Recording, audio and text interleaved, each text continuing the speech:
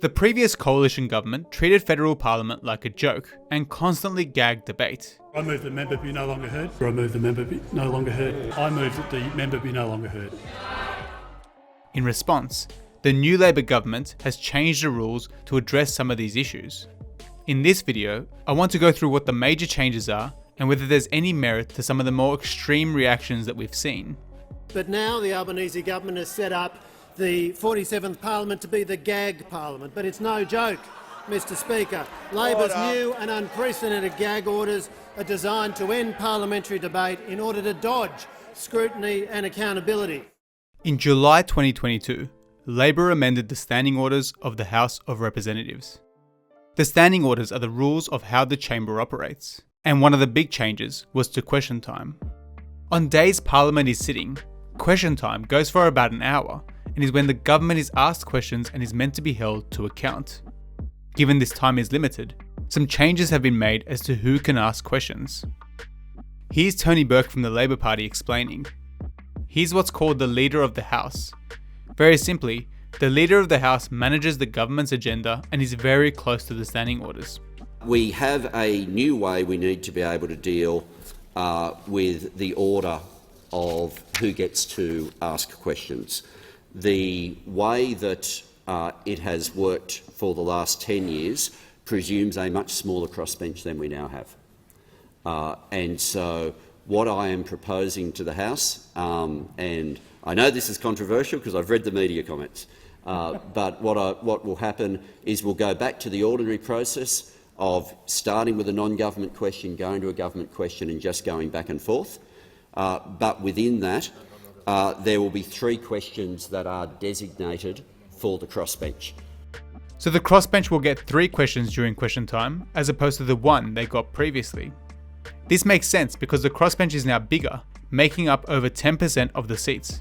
So it's only fair that they get a proportional opportunity to ask the government questions. The coalition, though, was not happy with this change. Here's Paul Fletcher from the Liberal Party. He's what's called the manager of opposition business. He's responsible for pushing the opposition's agenda. Now, Mr Speaker, we also have concerns in relation to the changes dealing with question time. Because under these proposals, the opposition gets only 8 questions, and maybe that's based on high-minded motives, or maybe it's because he has a well-founded suspicion of where there is a capacity for deep and effective scrutiny from experienced shadow ministers, and is very keen to minimise that scrutiny and accountability. Basically, he thinks the coalition is so good at scrutiny that they should be the ones asking all the questions. Moving on though, I want to mention something else about question time. This is an opportunity for the government to be held to account. But all too often, time is wasted on what's called Dorothy Dixer questions. I've made 2 videos about question time, specifically covering this. So if you want more details and want to see some examples, check those out. Links are in the description. Dorothy Dixers are questions the government asks itself. It's pre-planned and an embarrassment to our democracy. Some have called these questions an appalling, terrible abuse of question time, and yet Labor has chosen to keep them. Mr Speaker, my question is to the Minister for Education. What action is the Albanese Labor government taking to alleviate the teacher shortage and ensure that we have more teachers where they should be teaching our kids? Give the call to the Minister for Education. Well, thank you, Mr Speaker, and can I thank the member for Cornwall for her question. There's an argument that Dorothy Dixers allow governments of the day to explain to us what they're doing, but question time isn't the place for that. They already have press conferences, media releases, and even dedicated parts of the parliamentary day to talk about whatever they want. So it's a real shame Labor didn't get rid of Dorothy Dixers. The other big change that Labor made was to the way they would deal with urgent legislation. The next issue goes with respect to urgent bills. Up until now, the only option that has been available realistically for a government when they need to get a bill across to the Senate is the Leader of the House walks in and moves that the question be put. And everybody who was on the speaking list From then on, suddenly discovers your chance to speak just disappeared. Everybody who hoped to move an amendment finds that your amendment won't ever be moved. The House won't even get to determine it. And that's been the only process that's been available when a government has needed to send something across to the Senate.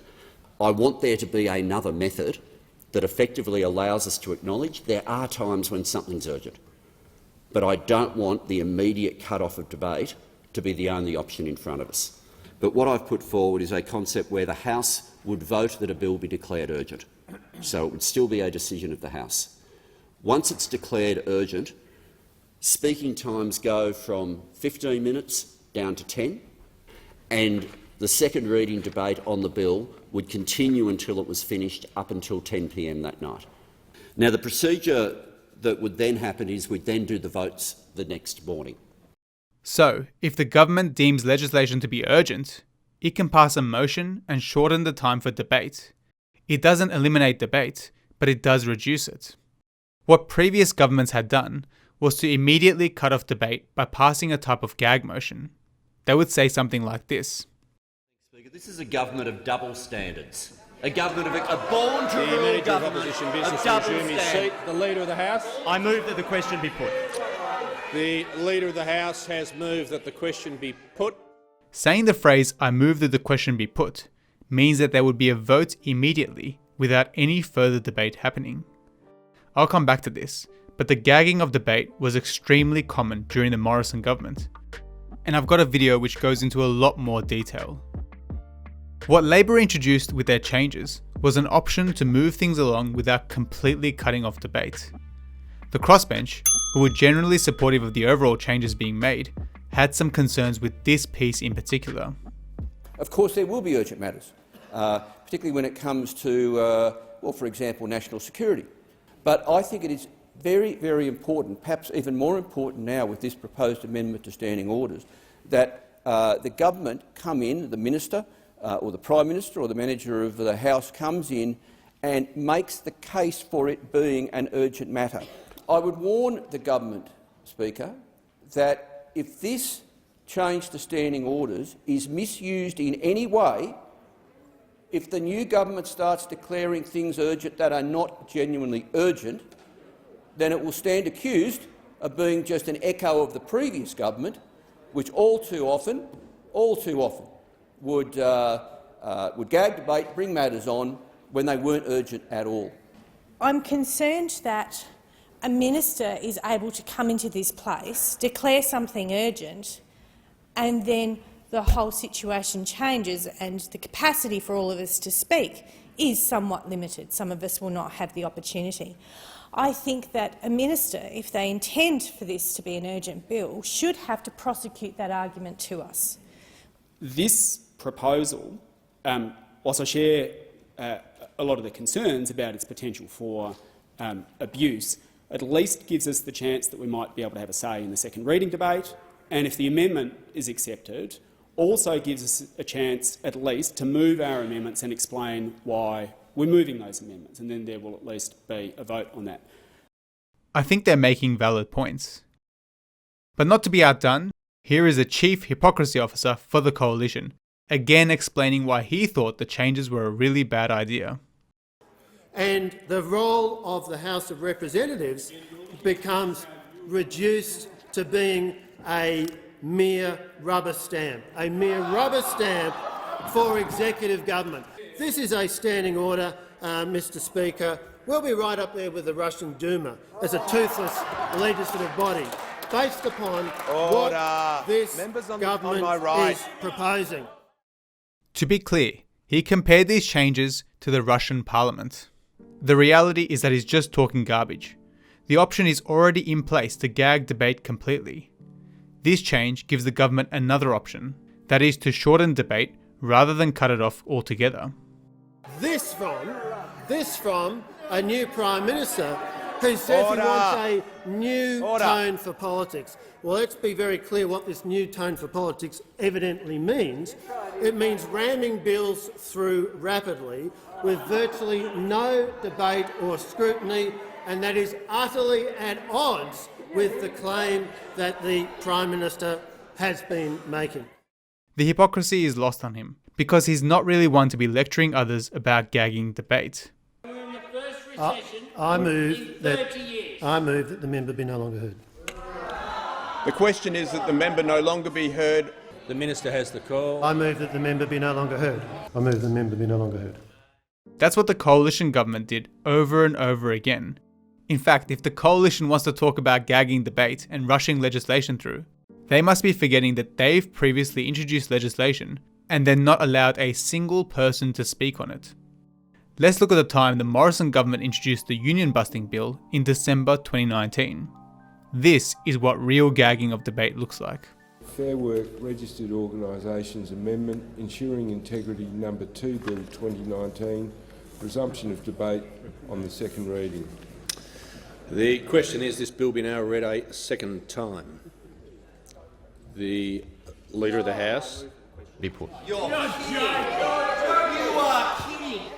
The Leader of the House has moved that the question be put. All those of that opinion say aye. And this undermining of democracy in this chamber by this government is unprecedented. Double standards. A government of a born-to-rule government Opposition business of double resume his standards. seat. The Leader of the House. I move that the question be put. The Leader of the House has moved that the question be put.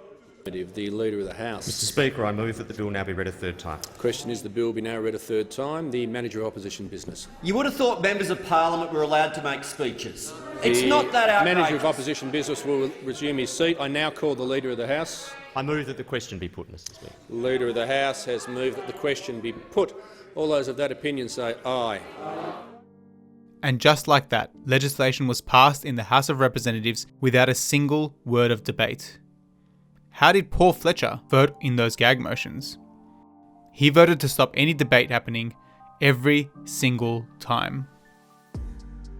I personally don't think these urgency rules are that great. Don't get me wrong, it's an improvement from what was there before, but it's still too vague. You don't want to end up in a position where this is being used for every single law. This government may well promise to act in good faith, but if the rules aren't tightened up, what's stopping another Morrison-type government abusing it in the future? Overall though, I'm disappointed in all the rule changes.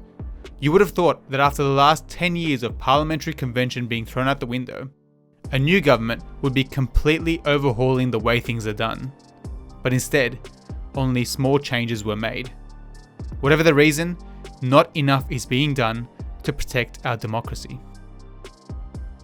Thanks for watching. If you want to help me make more content, please consider checking out my Patreon page, links in the description.